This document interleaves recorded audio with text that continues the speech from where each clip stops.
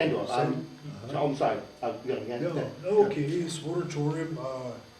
When I first worked in the sportatorium after I got into business, I used to work through, and this is a term we always use, if I was changing territory or something and I lived in the Dallas area. So what I do, I was work on Monday and the Dallas Tuesday to pick up the expenses, and it ran on Tuesday. And if there was anything ever synonymous in wrestling, or anything like that, it's a sportatorium because, you know, I went to foreign countries, and I'm sure, and all you guys have too, and they see that Dallas, and they know about the sportatorium. It's really something. They know about it. And yes, it was a hard building, and it stayed alive, I think, when Jack Pyland still had the Yes. grandfather clause. Yeah, and Jack. And the plumbing was atrocious, and they had all that naked wiring all over the concession stand. But they can't, and you know, over there in Texas, it's called grandfather clause.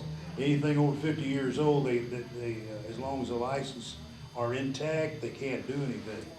So once that phased out, it would have took a fortune to recode that building. So the landlords decided to do what they have done. I would like to add this though. I think the city of Dallas or somebody could have made a museum out of it. And you know, the wrestling part, and Elvis Presley played there. And they gave him $250. He didn't have enough money to pay his band members. And they, you know, they could have made something like that and probably made money on it. But, you know, it's gone now. It's like it was never there. Do you want my opinion on the sportatorium? Yeah. It was the worst building that I ever appeared in. It was not only terrible for the wrestlers themselves because there was no air conditioning, and in the winter there was no heat.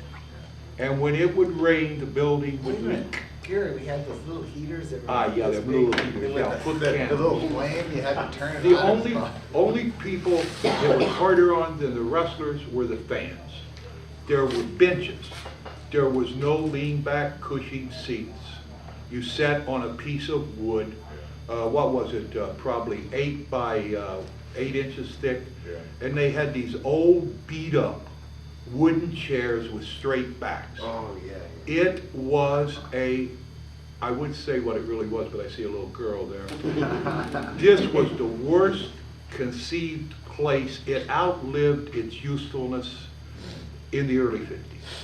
It was a terrible, horrible place. I could sit in my office, and when it would rain hard, the rain would come through my window. It was not a nice building. Looked great on TV, but I hated it with a passion. I can't say anything nice about it. I'm glad you guys loved it, but I thought it was, I hated it. Scott? This is for Gary. Is it true Danny Lewis tried to shoot on you in the ring? Do what? Is it true Danny Lewis tried to shoot on you in the ring? Danny Lewis? Dale Lewis? Yeah, I mean, I'm sorry. Is he cut up? Danny Miller. Miller. Oh, yes, I had a problem with Danny Miller. He used to like to stretch me because I wasn't, you know, a collegiate wrestler. And he used to like to stretch me all the time and giggle.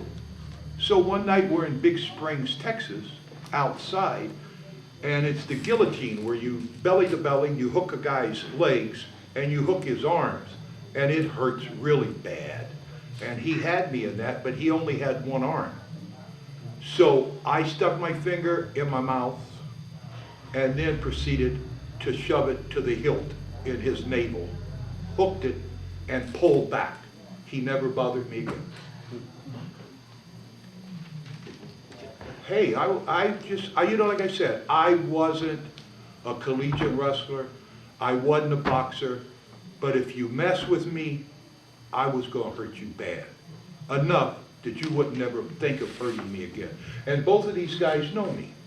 And I'm not that kind of guy. But if you try to hurt me or take advantage of me, I will hurt you the most horrible way I can. Whatever is there, I will use. I've known this guy, what, 30 years? Yes. Did I ever have a problem with you? No. Did I ever have a problem with you?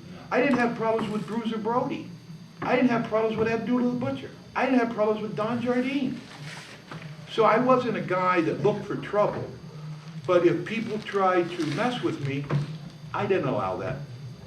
You know, if you allow that, then everyone wants to take a shot. So anyone that tried messing with me, I straightened them out right away. And therefore, I had very few problems. Any thoughts on the missing link?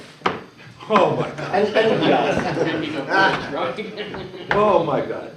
Well, I knew Missing Link earlier in his career when he used his real name, Dewey Robertson.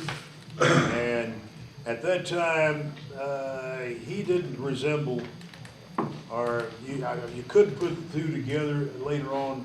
And he came to, back in '83, he came to us from Kansas City, and he was starving up there. And so Bill and a couple of other guys, and we were all sitting down. So we wanted to come up with some kind of name, and they come up with a Missing Link.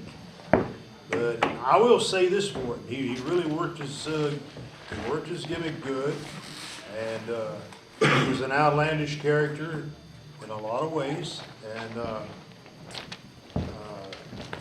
people remember him, you know. And however, in later years, there's an old it's called Demons. Yes. Demons kind of got to Dewey, and he wasn't the same. He used to come by my house out in the Garland, Texas area, and we were all making money at that time, and he was always broke, and you know, he's spending it on. And he'd always say, man, he said, you got enough, because I always carried a lot of money for my gimmick. You know, you can see in some of those pictures, Riley, used to have $8,000, $9,000, $100 bills. And I showed, and he said, you got enough money in your pocket to cure all my ailments.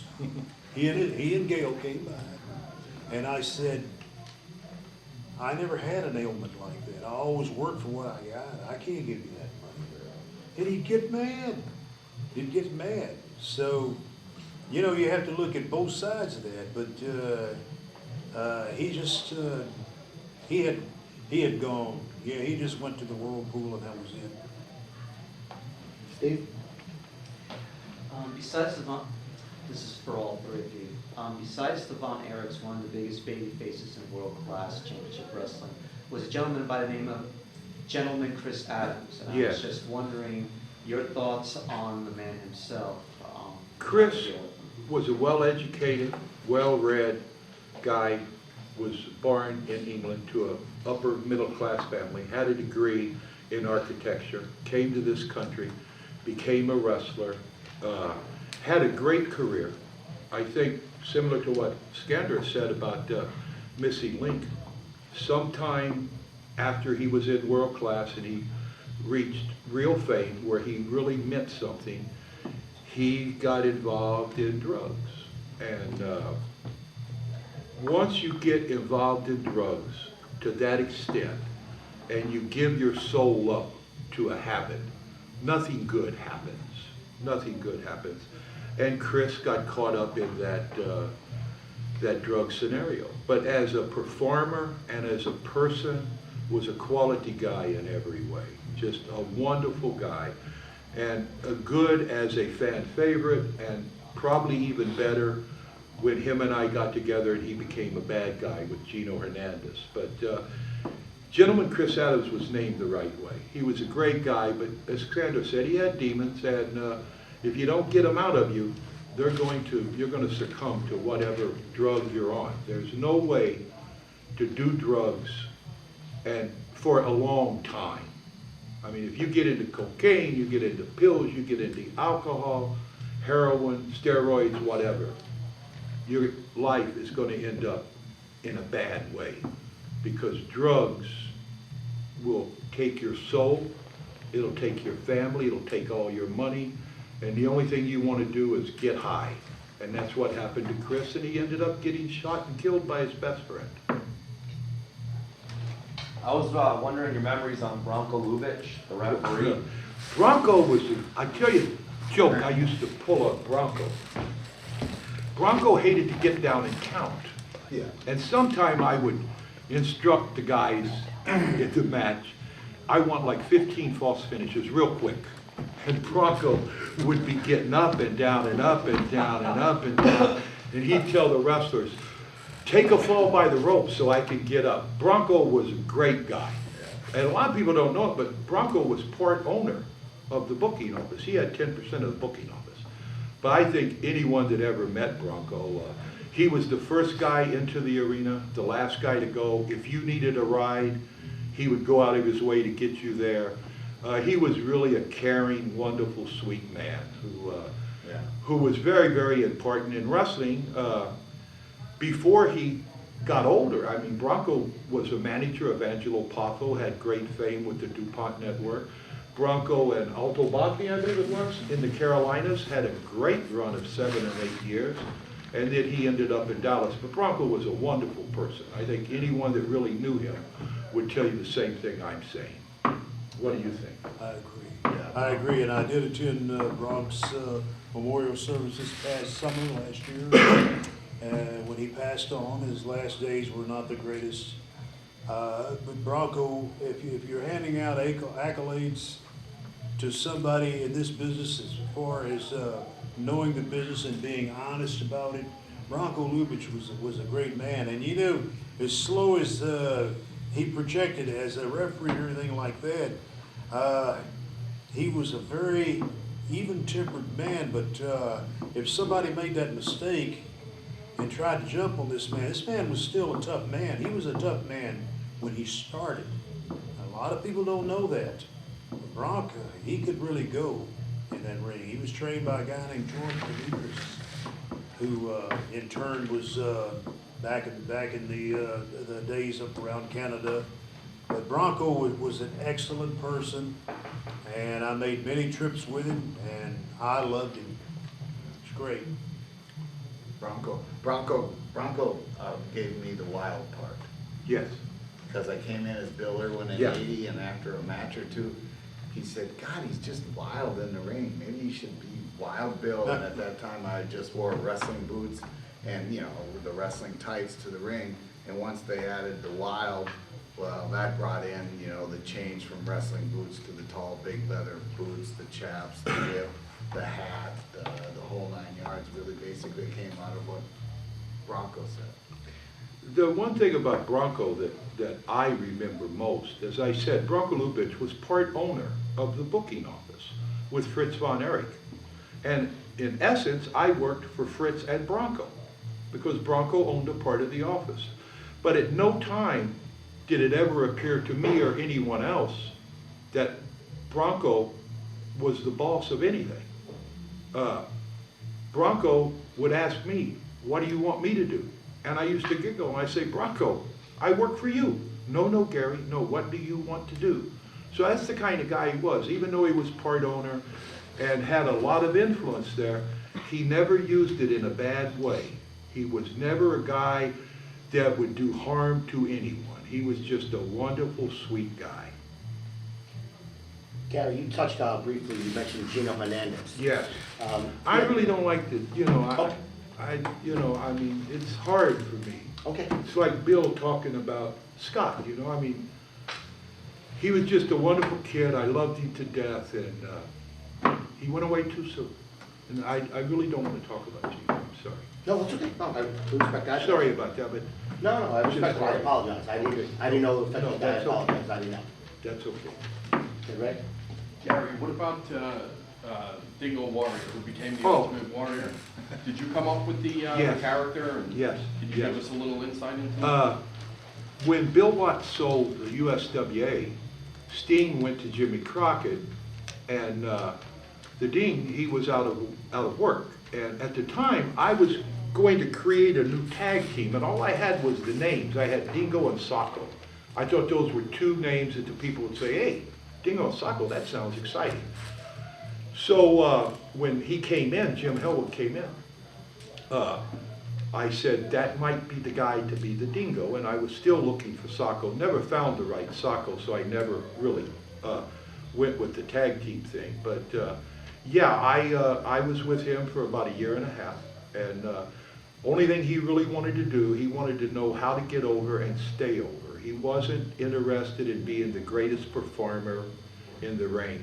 He more or less, you saw him in New York, that's the way he was with me. What I tried to do was to put him with guys like Matt Boren, guys like Buzz Sawyer.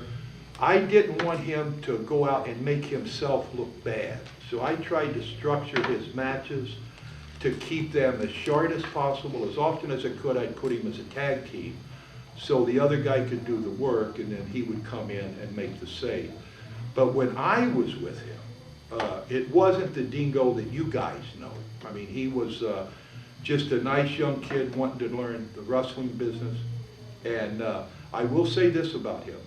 Anytime I would see him when I was in WCW, if it was with Sabisco and Perez or if it was with the Great Muta, he would always come up and give me a big hug and tell me how grateful he was and thank me for the help I gave him. So I don't see him the way a lot of people do. I know all the stories. Some of them's got to be true, and he probably did go a little dingy, but when he was with me, he wasn't that kind of guy. He was just very, very nice guy. Dan? Bill, who is your favorite and least favorite person to work with? Wow, yeah. That's good. My favorite person, I guess. I don't know. I guess I'd have to say I always used to like to work with, it wasn't necessarily in the WCW or World Class, but it was I liked working with Tommy Rich years ago. Oh, he was good. And I guess then trying to think who. I always work with Al Perez. I like that Yeah, match, and, you know, I booked it a lot. I guess I'm trying to think who would I didn't like. Buzz Sawyer. Buzz Sawyer. I didn't have much to say for. If anybody there's nobody I didn't really dislike, but Buzz would have been one that, I didn't even like being around him. I don't know, he rubbed me wrong.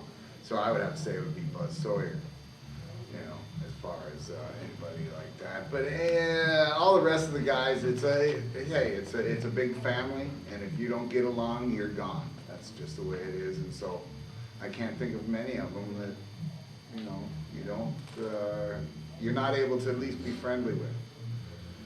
Thank you. Steve? Gary, when I came up, I talked a little bit, and maybe we can talk a little more. When you had the Great Kabuki, you had a very good rivalry with one, used to be called Hanson, then later became Boogie Woogie Man, Jimmy Valiant. Yes, What are some of the memories you have with Jimmy? That was the easiest money I ever made in my life. The Great Kabuki and I, after the Christmas show in Dallas, World Class, where I got stiffed royally on the payoff, so I didn't always pay myself good. I left and I went to the Carolinas, and Jimmy Crockett said, is there anyone here that you feel comfortable with for you and the Great Kabuki? And I said, is the Boogie Woogie Boy, Jimmy Valiant, available? And he said, yes. So I got with Jimmy and I said, would you be interested in doing a run with the Great Kabuki? And him and I had known each other from before. And it was probably, like I said, the easiest money I ever made. It went on for like nearly a year. Pandemonium from the time the match starts until it ended. Kabuki and I would go to the ring, and then they would turn on the Boogie Woogie's Boys music, and he would come dancing up the aisle, kissed every fat girl in the arena, got in the ring and kicked me in the ganjais and kicked Kabuki in the ganjais and did a little dance. One of the things I really enjoyed was when we had a loser leave town, and he came back as Charlie Brown, I believe it was, Charlie Brown. And what he would do is in the middle of the match, he would make a big, strong comeback on Kabuki and I and put us both down. And then he would look to the people and he would pull up the mask and he would wave at them and pull it back down. Every night he'd do that, the building would just blow. I mean, it was, like I said, it was the easiest money I ever made. Never was hurt, never hurt me, never hit me hard enough sometime to even feel it. But I mean, it was a great, great act. I mean, that was probably one of the greatest things in the Carolinas. And when you had people like Ric Flair, the Horsemen and the Road Warriors, and Barry Windham, and the Steiners with Rotundo, and Kabuki and Jimmy Valiant had no trouble following anyone. But there was a lot of trouble following them. A lot of guys like Flair, he would say, put something between Kabuki and the Boogie Woogie Boy before I go on. Because it was hard to follow Jimmy Valiant. I mean, he was really over in the Carolinas. I mean, as well as anyone that had ever been there. A great guy and had nothing but good times with him. Skandor, since you had the Arab gimmick your whole career, did you receive death threats or anything like that, or? No, when I first started, I used various names and like my family name, and in 1966, I got the Akbar deal, and it translates into Alexander the Great, which the folklore about that there.